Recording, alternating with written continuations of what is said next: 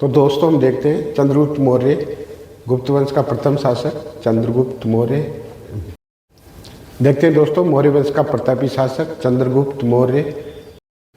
दोस्तों बात करते हैं मौर्य काल की। तो मौर्य काल 323 ईस्वी पूर्व से 187 ईस्वी पूर्व रहा। तो मौर्य काल की अवधि क्या है दोस्तों? 323 ईस्वी से 187 ईस्वी पूर्व। अब बात करते हैं दोस्तों मौर्य वंश के प्रमुख शासकों की। तो सबसे पहले लेते हैं चंद्रगुप्त मौर्य, जो कि मौर्य वंश का सबसे प्रतापी शासक था। तो चंद्रगुप्त मौर्य के बारे में हम पढ़ेंगे दोस्तों। तो दोस्तों चंद्रगुप्त मौर्य का शासनकाल 323 ईस्वी पूर्व से 298 ईस्वी पूर्व रहा। चंद्रगुप्त मौर्य का शासनकाल दोस्तों कौन सा है? 323 ईस्वी से 298 ईस्वी पूर्व तक। नेक्स्ट देखते हैं भारत के महान सम्राट। दोस्तों इन्हें हम भारत का प्रथम राष्ट्रीय सम्राट भी कहते हैं। चंद्रगुप्त मौर्य का उपनाम क्या है? भारत का प्रथम महान सम्राट या भारत का प्रथम राष्ट्रीय सम्राट भी कहा जाता है। इसका दोस्तों भारत का प्रथम महान सम्राट और भारत का प्रथम राष्ट्रीय सम्राट किसे कहा जाता है? चंद्रगुप्त मौर्य को। इसका कारण क्या है दोस्तों? चंद्रगुप्त मौर्य ने पूरे भारत को एक साम्राज्य के अधीन लाने में सफल रहे। इस वजह से इन्हें क्या कहा जाता है? भारत का प्रथम राष्ट्रीय सम्राट। मौर्य राजवंश का संस्थापक। तो दोस्तों मौर्य राजवंश का संस्थापक कौन है? चंद्रगुप्त मौर्य। दोस्तों चंद्रगुप्त मौर्य को भारत का मुक्तिदाता कहते हैं।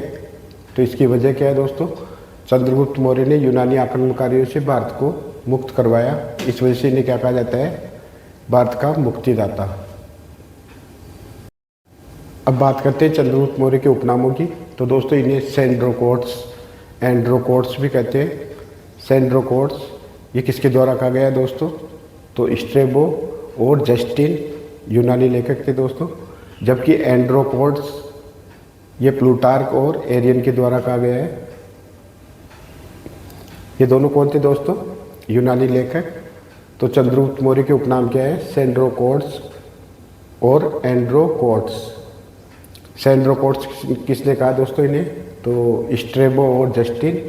जबकि एंड्रोकोट्स प्लूटार्क और एरियन के द्वारा कहा गया।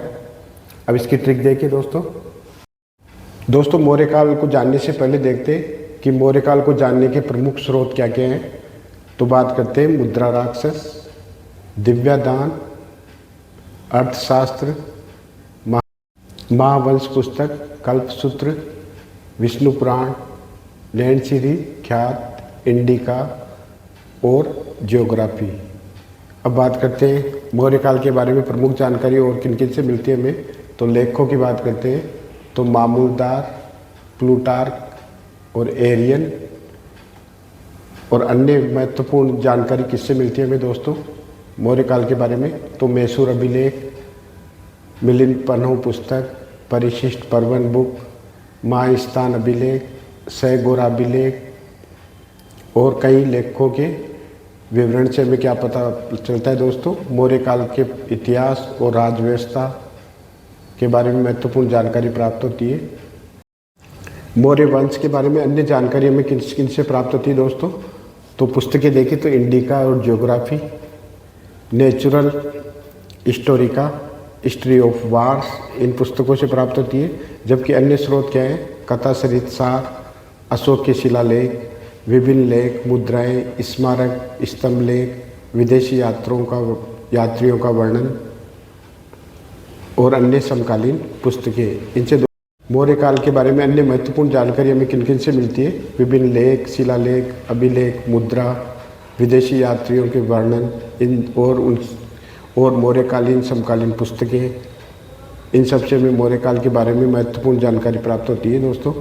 नेक्स्ट देखिए मौर्य काल की प्रारंभिक जानकारी हमें किससे प्राप्त होती है दोस्तों? जैन और बौद्ध ग्रंथों से प्राप्त होती है। विशाखदत्त के मुद्रा राक्षस में दोस्तों चंद्रगुप्त मौर्य को क्या बताया गया है? मौर्य पुत्र। इंपोर्टेंट क्वेश्चन था दोस्तों।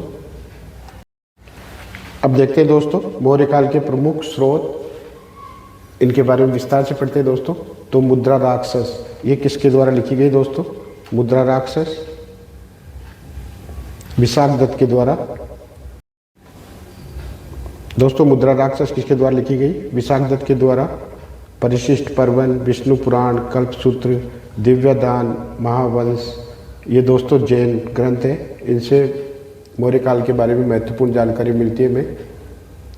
नेक्स्ट देखिए अर्थशास्त्र। तो दोस्तों अर्थशास्त्र किसके द्वारा लिखी गई? कौटिल्य के द्वारा। कौटिल्य कौन थे दोस्तों? चंद्रगुप्त मौर्य के प्रधानमंत्री। दोस्तों इंडिका पुस्तक किसके द्वारा लिखी गई? मेगास्थनीज के द्वारा। स्ट्रेबो की बात करें दोस्तों तो स्ट्रेबो के द्वारा जियोग्राफी लिखी गई। दोस्तों हिस्टोरी ऑफ वार्स ये किसके द्वारा लिखी गई है? एरिस्टोबुलस के द्वारा। कथा सरिसार, अशोक के शिलालेख और विभिन्न लेख, सिक्के, मुद्राएं, स्मारक आदि से हमें दोस्तों चंद्रगुप्त मौर्य या मौर्य वंश के बारे में महत्वपूर्ण जानकारी प्राप्त होती है। दोस्तों चंद्रगुप्त मौर्य के प्रारंभिक जीवन के बारे में जानकारी हमें किससे प्राप्त होती है? जैन और बौद्ध ग्रंथों से। विशाख दत्त की मुद्रा राख सकते दोस्तों चंद्रगुप्त मौर्य को क्या बताया गया है? मौर्य पुत्र। तो दोस्तों मौर्य काल को जानने के प्रमुख स्रोत क्या क्या थे? मुद्रा राक्षस, दिव्यदान, अर्थशास्त्र, महावंश, कल्पसूत्र, विष्णु पुराण, नैणसीरी ख्यात, इंडिका, ज्योग्राफी और अन्य लेखों की बात करें दोस्तों तो मामूलनार, प्लूटार्क, एरियन, मैसूर अभिलेख, मिलिंद पन्हो पुस्तक, परिशिष्ट पर्वन, महास्थान अभिलेख और सैगोरा अभिलेख और अन्य लेखक जिन्होंने कि मौर्यकालीन साम्राज्य में भ्रमण किया तो उन्होंने जो लेख लिखे उनसे भी हमें चंद्रगुप्त मौर्य या मौर्य वंश के बारे में महत्वपूर्ण जानकारी मिलती है। तो वो कौन कौन लेखक थे दोस्तों? जस्टिन स्ट्रेबो के विवरण से हमें मौर्यकालीन इतिहास के बारे में जानकारी प्राप्त होती है। पुस्तक देखें दोस्तों तो इंडिका मेगास्थनीज के द्वारा लिखी गई। Geography, history of wars, history of wars, natural Historica, कथा सरित्सार, अशोक के शिलालेखों से हमें महत्वपूर्ण जानकारी प्राप्त होती है। तो इसके अलावा देखें तो विभिन्न लेख, मुद्राएं, सिक्के, स्मारक, स्तंभ लेख, विदेशी यात्रियों के वर्णन आदि से भी हमें समकालीन मौर्य साम्राज्य के बारे में महत्वपूर्ण जानकारी प्राप्त होती है। तो ये थे मौर्य काल को जानने के प्रमुख स्रोत। दोस्तों चंद्रगुप्त मौर्य के बारे में हमने पढ़ा कि चंद्रगुप्त मौर्य की कितनी पत्नियां थी? उनकी 3 पत्नियां थी। पहली का नाम था दुर्धरा, दूसरी हेलना और तीसरी चंद्र नंदिनी। दोस्तों आप जानते हो हेलना सेल्यूकस की पुत्री थी। चंद्रगुप्त मौर्य के गुरु की बात करें तो गुरु का नाम क्या था दोस्तों? चाणक्य और विष्णुगुप्त। ये चंद्रगुप्त मौर्य के गुरु और प्रधानमंत्री थे। चाणक्य दोस्तों, चाणक्य और पोरस की मदद से चंद्रगुप्त मौर्य ने मगध का सिंहासन ग्रहण किया या प्राप्त किया। चंद्रगुप्त मौर्य ने दोस्तों चाणक्य और पोरस की मदद से मगध का सिंहासन प्राप्त किया और मगध के शासक धनानंद को हराया। नेक्स्ट देखिए जूनागढ़ अभिलेख। ये किसके द्वारा लिखा गया है दोस्तों? तो रुद्रदामन के द्वारा। नेक्स्ट है जूनागढ़ अभिलेख। तो ये दोस्तों रुद्रदामन से संबंधित है। इससे चंद्रगुप्त मौर्य के बारे में महत्वपूर्ण जानकारी मिलती है हमें। दोस्तों चंद्रगुप्त मौर्य का प्राचीनतम साक्ष्य हमें कहाँ से मिलता है? जूनागढ़ अभिलेख से, जो कि रुद्रदामन के समय का है। इनसे हमें चंद्रगुप्त मौर्य के प्रारंभिक जीवन के बारे में महत्वपूर्ण जानकारी प्राप्त होती है। नेक्स्ट देखिए शासन व्यवस्था की बात करें दोस्तों तो शासन व्यवस्था की जानकारी हमें किससे मिलती है? मेगास्थनीज की पुस्तक इंडिका और कौटिल्य की पुस्तक अर्थशास्त्र से। तो चंद्रगुप्त मौर्य के शासन व्यवस्था की जानकारी हमें किससे मिलती है? इंडिका और अर्थशास्त्र से। इंडिका किसके द्वारा लिखी गई दोस्तों? तो मेगास्थनीज के द्वारा, जबकि अर्थशास्त्र कौटिल्य के द्वारा लिखी गई है।